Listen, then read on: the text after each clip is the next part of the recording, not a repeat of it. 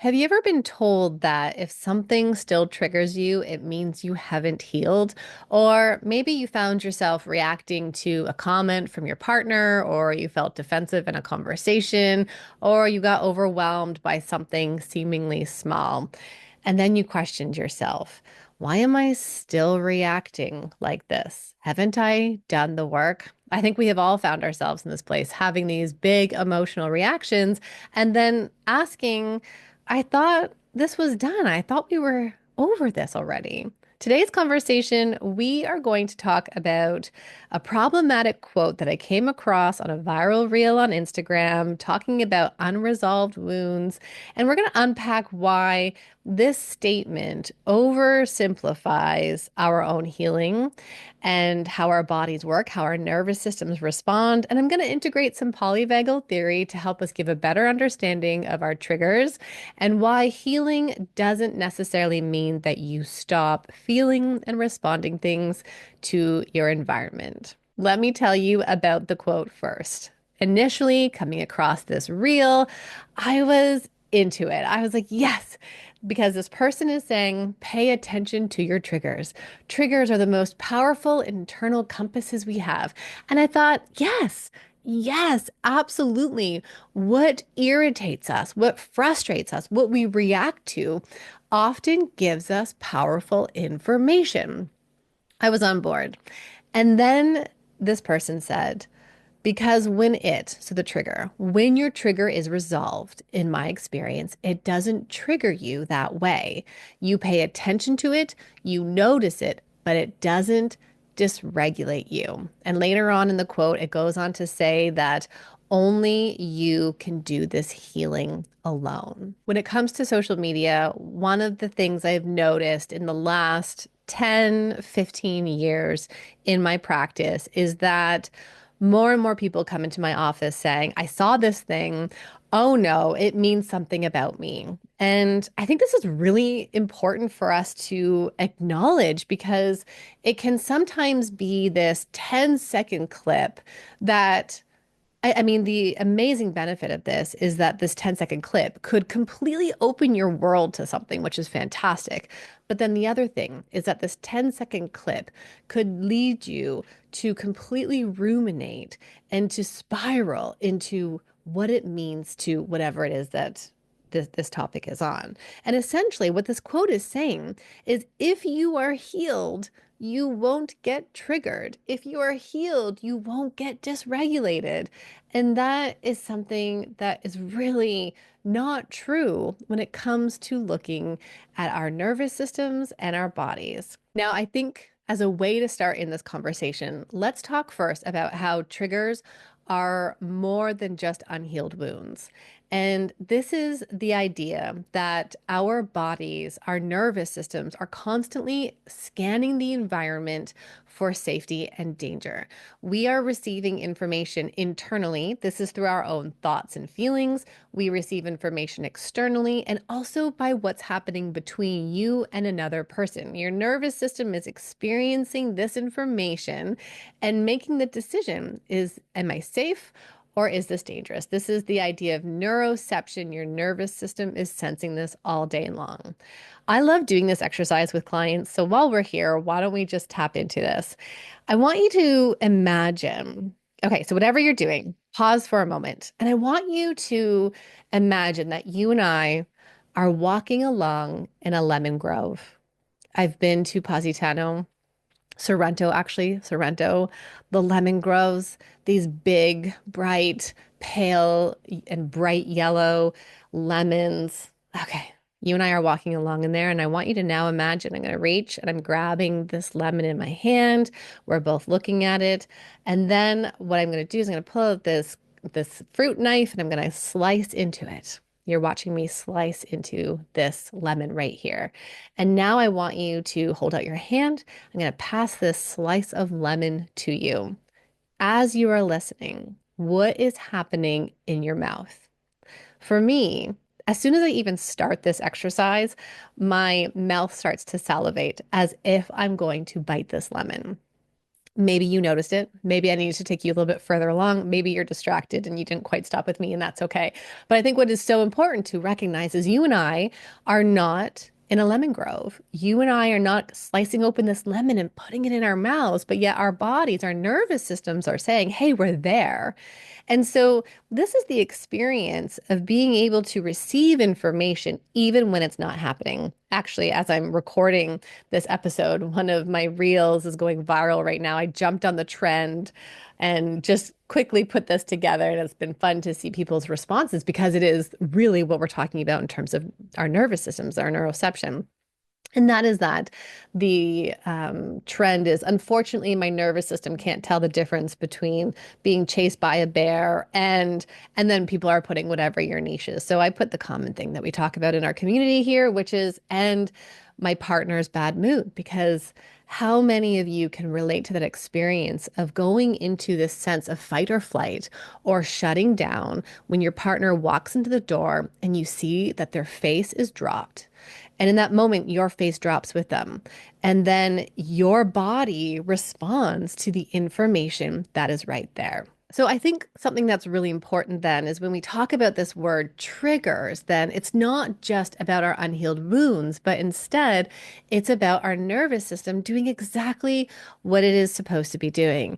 I think of working with this client and she got into this place of being so critical of herself. And I know so many of you can relate to that because criticism is often what shows up when we're frustrated and when we're not changing or we're not changing at the pace or the rate that we think that we should be.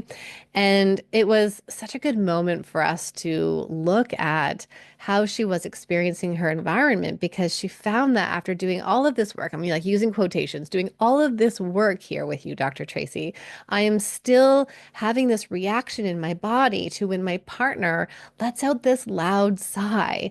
And initially, she could not even identify what her body was doing in those moments. And then now what she can do is she can see, oh, I go into this hyperactive fight or flight. I'm in this mode where I'm like, is this dangerous? Because she grew up in a critical, unsafe home. And so it was interesting to pause and step back and say, actually, this isn't about you having an unhealed wound because your nervous system knows that pathway of responding to that. But look at how differently you are responding to this today. You are no longer one shutting down. You're no longer two escalating into that fight or flight with your partner, but instead, now you're doing this self-awareness piece on top of the self-reflection and then asking yourself, what do I need to do in this moment to help myself feel calm, safe, connected? So, even as we start here in this podcast episode, I want you to start reframing your triggers. Triggers being those moments where you have those big emotional reactions. Triggers in the sense of something that feels dangerous, your heart is racing, you're not sure what's going on, you're overwhelmed, you're flooded. I want you to view this as your body is giving you information. And oftentimes that is really important information. So now let's think about the nervous system as being something that is going to continue to have these adaptive and protective responses. This is not something that we grow out of, right? So the expression that bothered me and ignited this conversation is essentially someone saying, if you're healed, you won't get triggered. But your nervous system is not supposed to stop doing this. It's actually supposed to continue to create these protective responses because, in a way, once you learn to identify all of these, then you can start to learn to regulate better. So it's important in this piece then to understand that our nervous systems are almost like an alarm that we then have to respond to. And when I think about this here, it actually reminds me of this experience with my kids. And this was with my daughter. So this was probably, gosh, was this 4 years ago now? And around this time of year. And every year around this time of year, my body is a little bit on edge. I'll tell you what happened. So my kids are playing in the basement. They're laughing and giggling. And then I hear the one burst into tears and then the other one screaming, Mom, Dad. We run downstairs and my daughter has blood all down her face. And what we got to the story after is that they were, just playing around as kids do. And my oldest pushed the little one. She didn't catch herself, which kids catch themselves when they push. And her teeth went through her lip. The on both sides, actually. It didn't go all the way through, but my goodness, it looked like it went all the way through. So we're in the ER. This is during COVID. The world is shut down. We're wearing masks. There's so much. Anyway, so I won't go into any more details. But the thing is this was significant. This was my body was on alert. I was having this reaction. We were in fight or flight. She needed attention. We need to get that attention ASAP, all of the things. Here's the thing. Today, I know my daughter is safe. Yes, they get hurt. We can have this whole other existential conversation around that. But what is so interesting to notice is that there are these moments, especially around this time of year. I see the snow outside. It reminds me of that time. It's the cues, right? All of these cues are coming into my body. It's cold, it's wintry, and I'm on edge. I hear my kids playing in the basement and they're laughing and goofing around. And all I can do is think, is this dangerous? And I'm having to work with my nervous system to say, hey, Tracy, we're not there. We are right here. Thank you for being on guard. Thank you for this vigilance. I know this was a painful experience, but we are right here. Thank you for trying to protect me and doing this with me. And that's incredibly challenging because, gosh, I can tell you, I absolutely wish that my body would not respond to that, but it still does. And each year it becomes a little bit less, it becomes a little less strong. And this is also, especially as we move away from painful, hard events, right? We do learn to adapt and flex and build the resilience, but it is by in no means a way of saying that I'm never going to be triggered by that because that is, that's me then being protective, not just of myself, but of my family. Okay, so something then I think about when it comes to this conversation, and for any therapists or coaches who are listening, I did a session for integrating different theories around couples therapy and integrating polyvagal exercises. I did that. That's over on PESI in their couples conference. That's their 2024 couples conference. It was a great session, had some great feedback on it. And if you are looking for any books, I highly recommend the Polyvagal Flip Chart, Understanding the Science of Safety. That's by Deb Dana. I'll just show it here for the people who are watching the video. And then I also really appreciate the book Polyvagal Exercises for Safety and Connection. So that is for therapists and coaches. And for others, I really appreciated the book Befriending Your Nervous System by Deb Dana. And I really appreciated how she explained the autonomic nervous system, the different states that they talk about in polyvagal theory. And then I've also heard good things about the book Anchored by Deb Dana. I've not read that one myself. But let me pause here and talk briefly about how polyvagal talks about the nervous system here. And then I'm going to talk also about this kind of adaptability. So the nervous system is thought, the vagus nerve rather, is thought to be in three different stages. When we are calm and connected, if you're out walking right now, or you're driving, you're listening with me, I'm feeling this with you, we're in ventral vagal. This is the ventral vagal state. And I'm going to touch the base of my brain. This is our calm and connected state. Here we can make conscious choices. We can be aware of what's happening. And this is that space where we want to try to remain in. But the reality is we're not supposed to remain in there all the time because sometimes our capacity to be in that space is overwhelmed, it's taxed, and then the events around us or our unhealed wounds then overwhelm our nervous system, and then it has to respond and go into some other mode. Now, we can follow the vagus nerve. It goes around the front of the neck into the chest area, your heart, your lungs. This is the mobilization state. This is your fight or flight. And it just makes sense in the sense of where does all the blood go into to get you out of the situation, right? Like have a racing heart, your lungs are working hard, you're running away from the bear. That is fight or flight. And that space is often filled with anger and frustration and this desire to act and do something.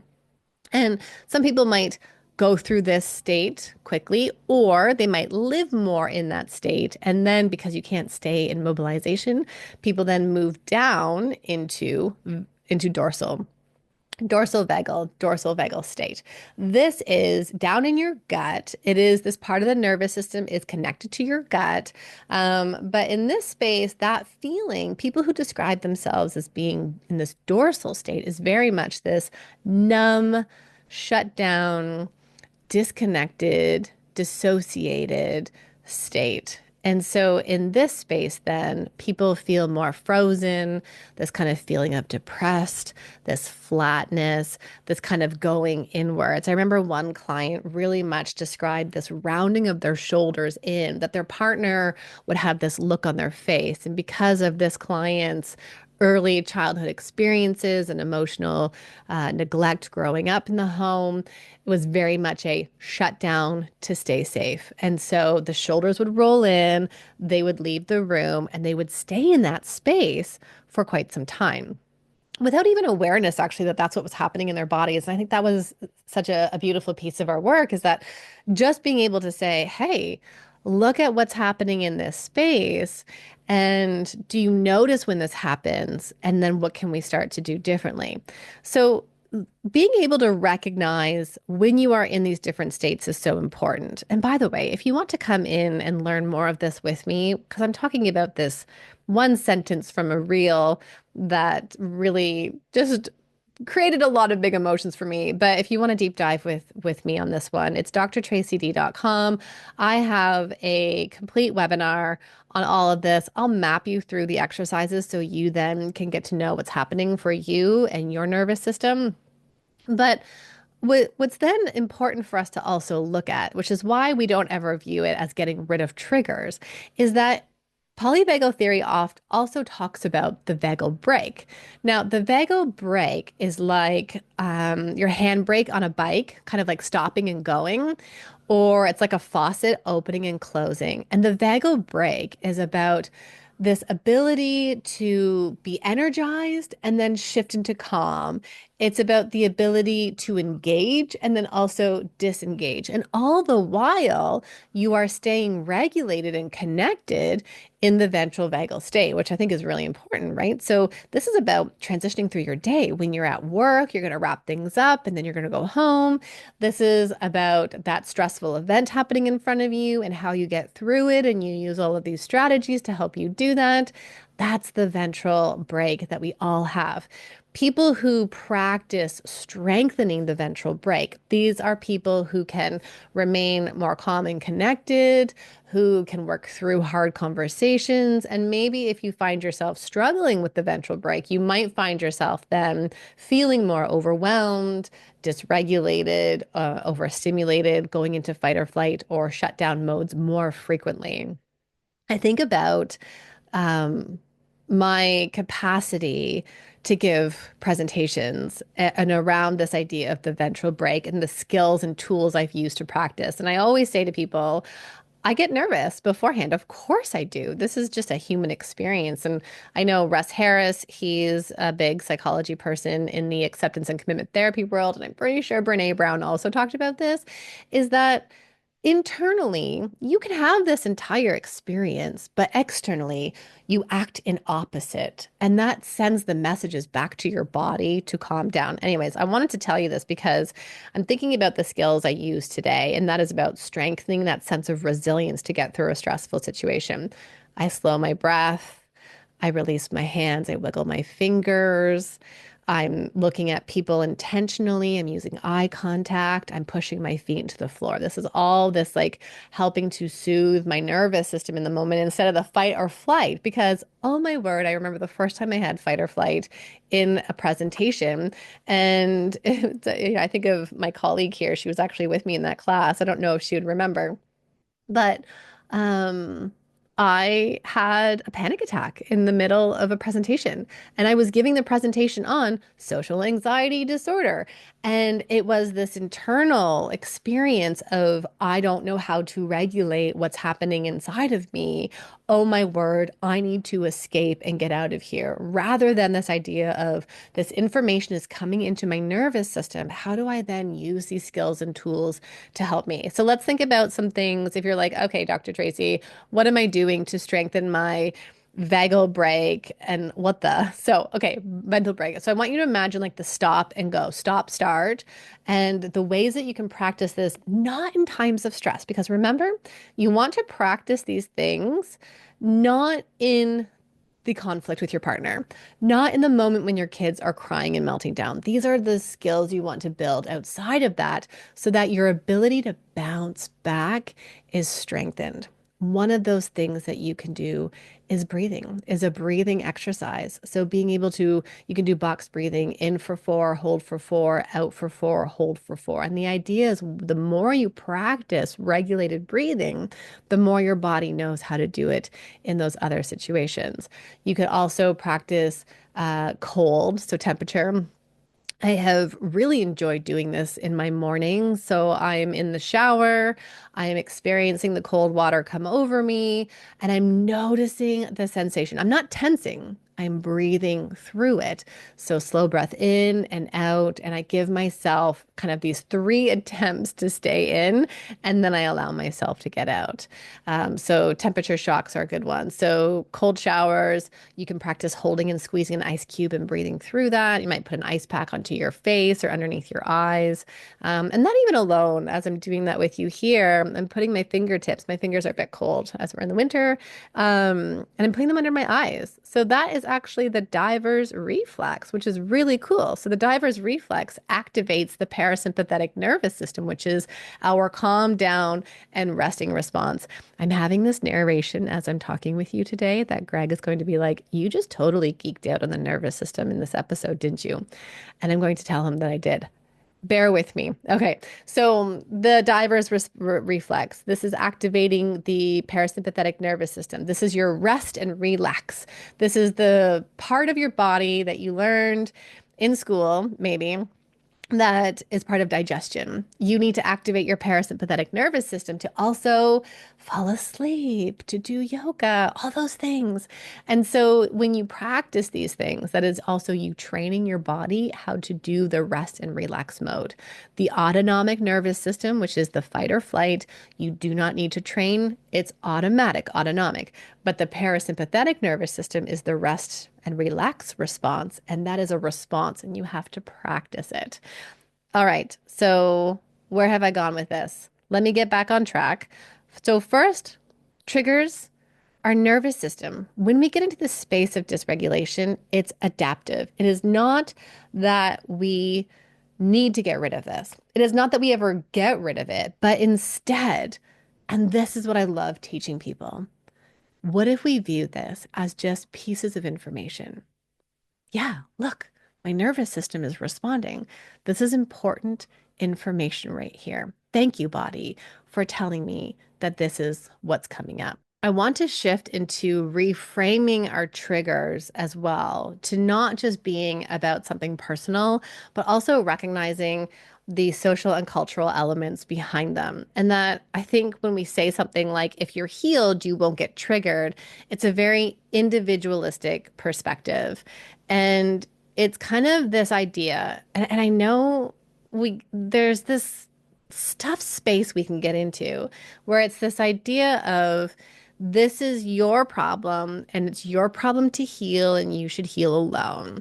And instead, I think what is more important is for us to understand that how certain relational experiences, certain social, cultural experiences lead to this chronic nervous system activation due to real world dangers, due to real experiences that are painful, including oppression, injustice, and relational harm. And when we say to someone, you should never be triggered, it discounts the very real experience that someone might not feel safe in their world.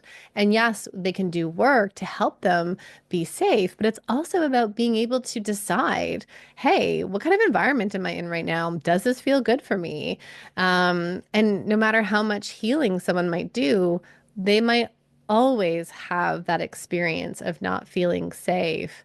And that doesn't mean anything about the amount of work that they've been doing in their life. And so I think stepping into that kind of space of looking at that is really important and seeing that, this is not something to just heal on your own and poof, make it go away. Okay, this I've got two more pieces here that I really want to make around this, so bear with me. And I I'm hoping that you are seeing this key message here. And the key message here is that regulation your body being connected and calm doesn't mean no reaction. Our goal is not to never get triggered. Our goal is to learn how to recover and to build that sense of resilience. And that is really what we're working to is being able to, it's kind of like the spring. The spring gets pressed down in these hard moments. We want to be able to bounce back quicker. And it's not that you will never react to something. It's so adaptive. This is information that you're experiencing. But instead, how do we build in these tools then to start recovering faster? And that again is about the using the vagal brake, using those exercises to help you and then learning when you become dysregulated and what you need in those moments. Is that a moment where you need to bring in more self-regulation and calming energy? Is that a moment where you need co-regulation and activation to be able to get out of that numb space? I think about the clients who I've worked with who really have experienced that numb and shutting down. And so people who can't see me, I'm rolling my shoulders forward. And it's incredibly powerful to then not just have that autopilot reaction and kind of this freeze out between this client and their partner or in their environment or taking sick days or whatever it is. Instead of having days of this lasting, then suddenly it becomes hey, this thing happened. I noticed my shoulders want to go forward. I took a few deep breaths. I kind of shook it out. And actually, I remember one time we worked on really circling our arms back. And so putting our arms forward, up and back, as if we're like rolling back our shoulders, and how that can then help them just physiologically with their body be more engaged in their space. That then became increased self-awareness, increased self-reflection, which was what just happened? What just led me to do that? And what do I then need to do next? Is this something where I'm actually in danger and I need to respond to that? Or is this an old piece coming up here? What do I need to communicate to my partner and how can we then move forward? And I think from that place, it isn't really just about not feeling something anymore, but instead, how do we come back to this sense of calm connectivity faster, this sense of safety, being safe in our world? The last piece of this that hooked me, that I struggled with, is around saying nobody else can heal this for you. Okay. The quote itself, that one little piece, is reductionistic. And I also know that what I'm doing right here is reductionistic. I know I'm just nitpicking at one sentence, and we all have these sentences and they go viral online. And. What I'm hoping is that as you're sitting with me, you're nodding along, and what I really want for you to become is a conscious consumer so that you can hear these things and think, huh, does this resonate with me? And maybe you didn't pick up on it, and that's okay, and that's fine, right? If you came across this kind of video and it didn't hit you, great, keep moving. But the piece is when something stays with you, I want you to be a conscious consumer to be able to say, this doesn't feel good for me. I didn't like this. What is this person? What are their credentials? What experiences, education, history are they bringing into this? And if I still don't like it, I still don't have to take that. But the piece here around it being an individual goal, an individual's path to journey on themselves. I get it. I get it. We all have this personal responsibility, and you will hear me say over and over again on this podcast, you have to go inwards first. The challenge is this, and I'll tell it through a story. It's incredible when I work with some of my clients who are single or dating in early stages of their relationships. We do a lot of great work, but then they get into a long-term committed relationship and something unlocks. We start this whole new layer of healing. And coming from my attachment perspective, my research and attachment theory, mixed in with emotionally focused couples therapy, yes, because early thoughts from Dr. John Bowlby from attachment theory is that our need to be connected and dependent with another, with our secure figures, is from cradle to grave. It is lifelong. We are hardwired to depend and to need the other person's responsiveness to us. And this is healthy and normative. It's normal. And it's adaptive that when we feel stressed, anxious, and distressed, we reach to another person. We need to believe they're accessible, and we need them to be responsive, and we need them to be engaged. That's the ARE conversation. Dr. Sue Johnson, the creator of emotionally focused couples therapy, talked about the ARE conversation. It is so important.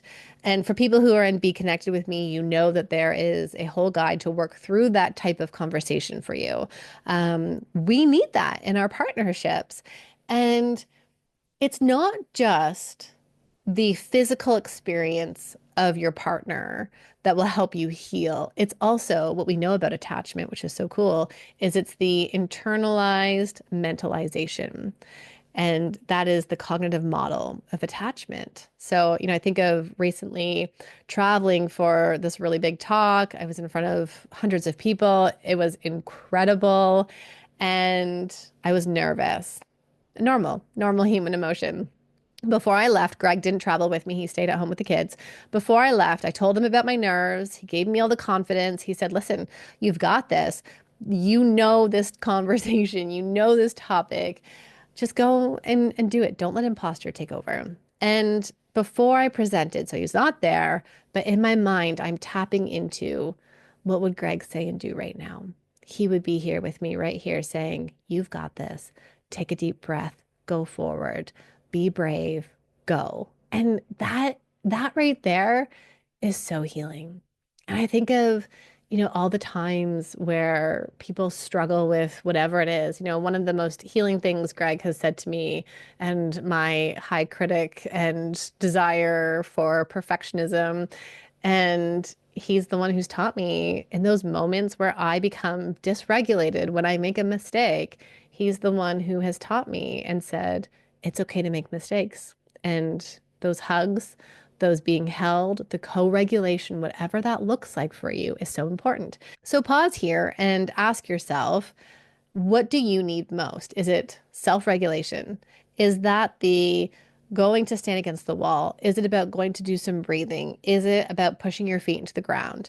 Or is it co-regulation? And oftentimes, when we think of co-regulation, it is not this um, this light touch. Actually, I think we had this conversation on the podcast before. The light touch actually feels more threatening to your body, but that deep pressure hug. And if your partner's not there, you can do it yourself. You can squeeze your arms, give them a squeeze, and hold them, because that's offering you that same experience. Is it hand holding? Is it on your head? Something I do with my kids when they're really hyped up at bedtime is I do body presses. So I put both my hands on their head and I give it just kind of a little gentle squeeze, and then I put them on their shoulders, and then I put it on their hips and their legs and their ankles and feet. And that is just this like, I'm in my body. I'm right here. I am calm and connected. All right. If you have found yourself saying, why do I still get reactive? Why am I still having this reaction to this experience? I want you to know that our job is not to never have these reactions. Our job instead is to view and thank our nervous system for giving us information. This is not about saying if you're healed, you won't get triggered. If you're healed, you won't become dysregulated. But instead, healing doesn't mean never getting triggered. Instead, it means understanding your nervous system. It means recognizing when you are activated and understanding that we don't outgrow these protective responses, but instead we can learn to build skills and tools so that we can respond to this in a different way next time. All right, I've had fun hanging out with you today. I hope you have enjoyed this conversation. I want you to remember, and actually, I want you to send me a message. So I want you to send me a message and let me know the next time you feel triggered, the next time you have a big emotional reaction, instead of going into that, what's wrong with me? I haven't done enough work yet. Oh, this thing again, which is the critical part. I want you to send me a message today, right now, and tell me what you're going to say to yourself instead from all the things we've talked about and from a place of compassion. Because here's the thing that has been really helpful for me. This is mine. I'll give you mine, but I want to hear from you. So send me a DM and let me know. Mine is, it makes sense that this reaction has showed up in this way. Yeah, it makes sense. All right, we're wrapping up. If you found this episode helpful, I would love to hear from you. Here's the thing that I didn't fully understand before, but your stars, your reviews, you subscribing to the podcast is what helps other people find Dear Dr. Tracy. So please pause, take a moment, click the stars, click subscribe, leave me a few words. I read all of them, and I'm always so grateful when you take that time to share with me. And if you found this episode helpful, please send it along, listen to it with your partner. And I am so grateful that I get to do this with you. So thanks for tuning in, and I will see you next week. I have to remind you that this episode is for educational purposes only and does not substitute for the care from a licensed mental health care provider. Until next time, take good care of you.